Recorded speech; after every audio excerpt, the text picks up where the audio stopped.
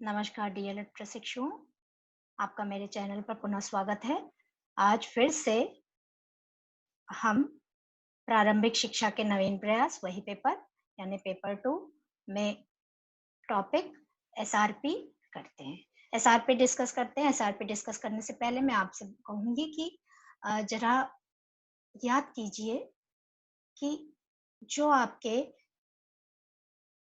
घर में कोई छोटे बच्चे हों, तो पहले दिन जब स्कूल जाते हैं, तो उनका रिएक्शन क्या होता है?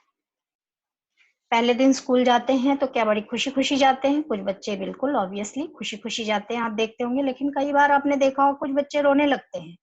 तो ऐसा कौन से बच्चे करते हैं जो रोने लगते हैं? वो बच्चे जिन्होंने कभी नर्सरी की पढ़ाई अथवा एलकेजी, यूकेजी अथवा शिशु शिक्षा केंद्र में पढ़ाई नहीं की होती है।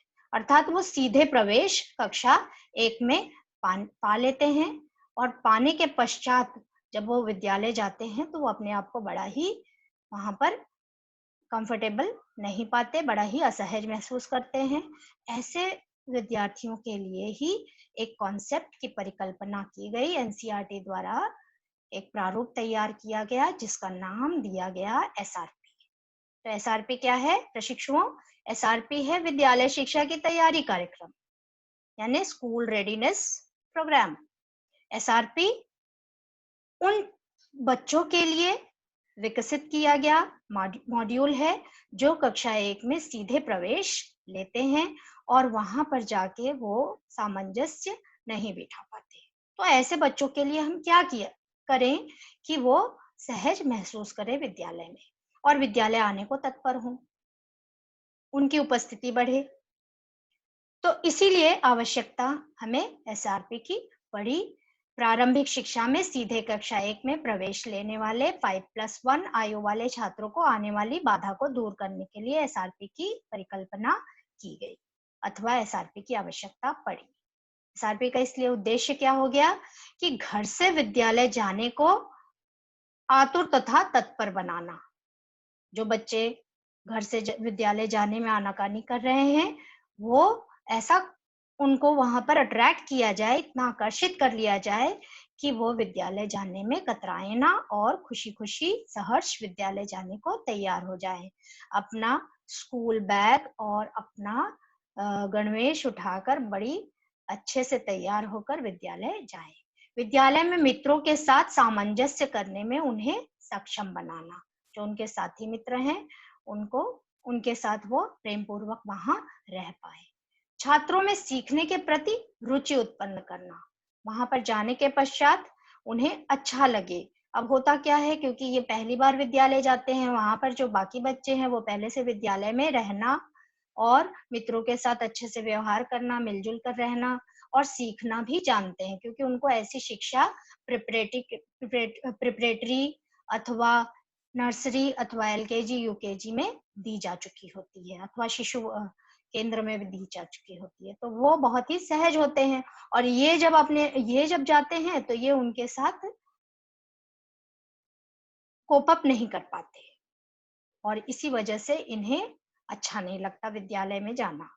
ये अपने आप को उनसे पीछे समझते हैं, उनकी अभिव्यक्ति को देखकर ये आश्चर्यचकित होते हैं, ये जानते हैं कि इनको सब आता है, मुझे कुछ नहीं आता है, तो इसलिए ये माता-पिता के साथ अ, माता-पिता से कहते हैं कि नहीं मुझे विद्यालय नहीं जाना है या रोने लगते हैं, इस तरह की हरकतें करते हैं। अब शिक्षकों में ये शिक्षक इसको इनमें कैसे डालेंगे? तो ये शिक्षक क्या करेंगे? रोचक, आकर्षक, सृजनात्मक क्रियाकलाप के द्वारा इनको वहाँ पर आकर्षित करेंगे। अब रोचक, सृजनात्मक और आकर्षक क्रियाकलाप क्या है? ये पहेलियाँ बुझाना, गीत, कविता, वार्तालाप, काल्पनिक खेल, भ्रमण, नाटक, खेल इत्यादि।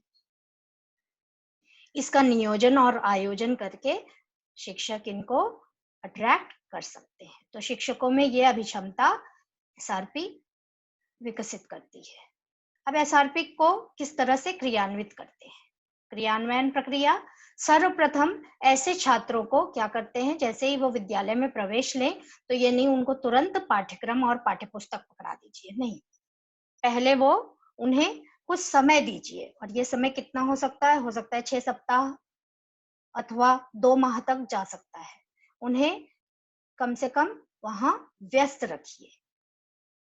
तो प्रशिक्षुओं, जब वो ऐसे छात्र विद्यालय आएँ, तो उन्हें ऊपर वर्णित क्रियाकलापों में आप लगभग 1.5 से 2 माह तक उन्हें व्यस्त रखें। जब वो विद्यालय आने में रुचि लेने लगे, वहाँ रहना सीख जाएँ, ये नहीं कि मुझे घर जाना है, मम्मी बुलाओ, रोना शुरू कर दिए, नहीं। तो जब वहाँ ठहरना भी शुरू कर दें, कई बच्चे जब माता-पिता छोड़ने आते हैं, आपने देखा होगा कि रोना शुरू कर देते हैं। तो अपने आप को अभिव्यक्त भी करने लगे, आपको अपनी समस्या बताने लगे, आपसे बातचीत करने लगे। तो जब उनका समायोजन पूरी तरह से हो जाए, तभी उनको पाठ्य पुस्तक अथवा पाठ्यक्रम से अवगत कराएँ या उसकी ओर ले जाएँ। तो इस तरह से इसकी क्रियान्वयन प्रक्रिया है। नेक्स्ट, एसआरपी की विशेषताएँ इसलिए क्या हो गई? अब इसमें क्या कोई खर्चा आया? ऐसा करने में कोई अतिरिक्त लागत लगी? नहीं। तो कोई अतिरिक्त लागत नहीं लगेगी आपकी, कोई अतिरिक्त कक्षा की भी आवश्यकता नहीं है, किसी अतिरिक्त शिक्षक की भी आवश्यकता नहीं है। बस थोड़ा-सा आपकी तरफ से थोड़ा-सा प्रयास आपको करना है, ऐसे छात्रों को विद्यालय में आकर्षित करने के लिए, उनको थोड़ा-सा रोचक माहौल, वातावरण देना है। सृजनात्मक प्रक्रिया के द्वारा उनको विद्यालयोन्मुखी करना है, ताकि वो वहाँ आना, ठहरना सीख जाएँ। अब ये सारी चीज़ें हम किस तरह से करते हैं? एसआरपी मॉड्यूल से। एसआरपी मॉड्यूल क्या है?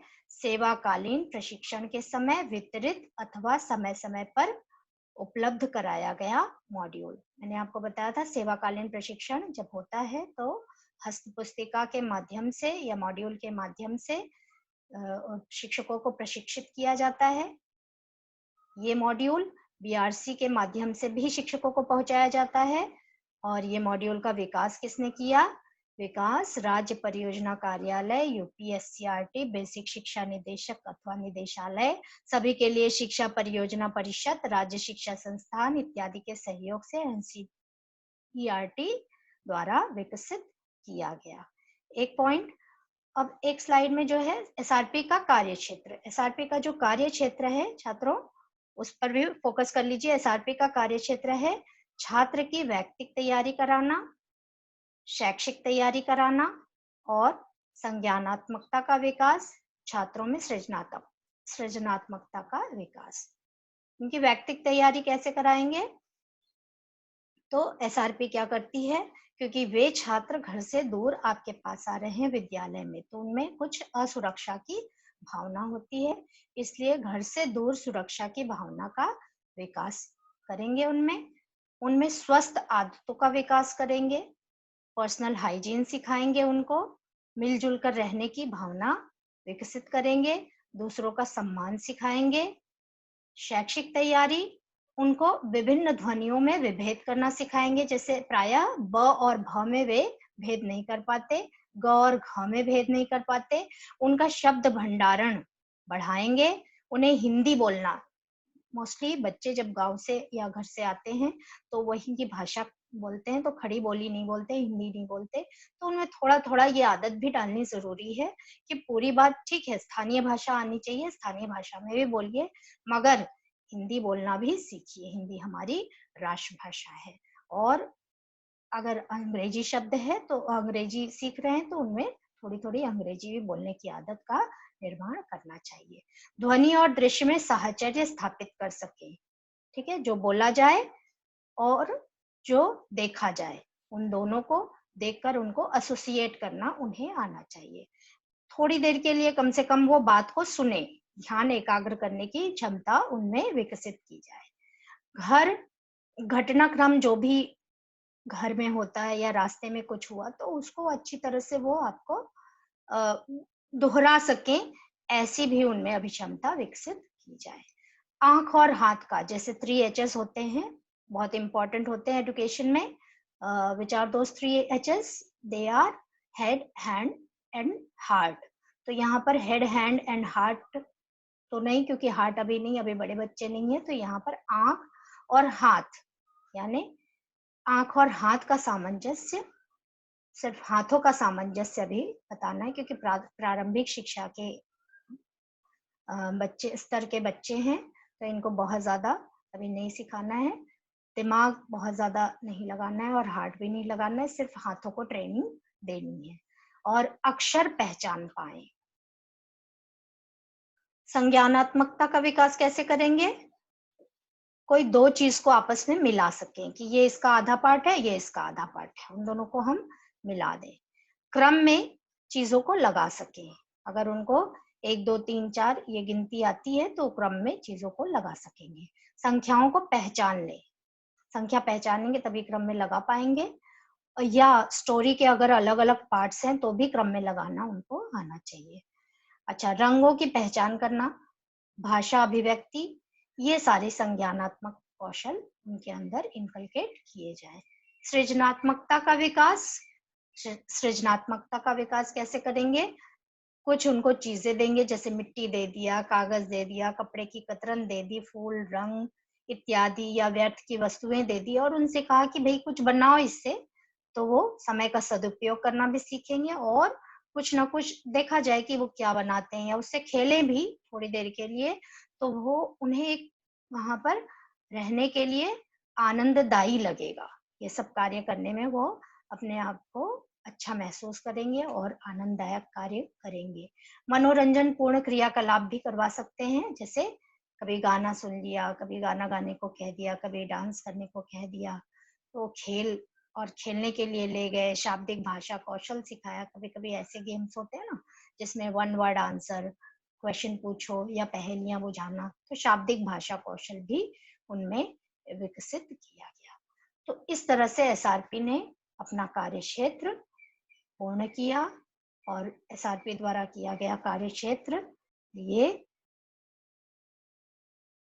क्रियान्वित हुआ और इससे छात्र जो है विद्यालय आने के लिए आकर्षित हुए। यही है एसआरपी का कॉन्सेप्ट, एसआरपी की संकल्पना। नेक्स्ट, आज आज के लिए यहीं तक। नेक्स्ट टॉपिक में हमारा होगा संपूर्ण साक्षरता अभियान। मेरे ख्याल से आपको एसआरपी बहुत अच्छे से समझ में आ गया। तो नेक्स्ट टाइम मिलते हैं नेक्स्ट वीडियो में। Thank you so much.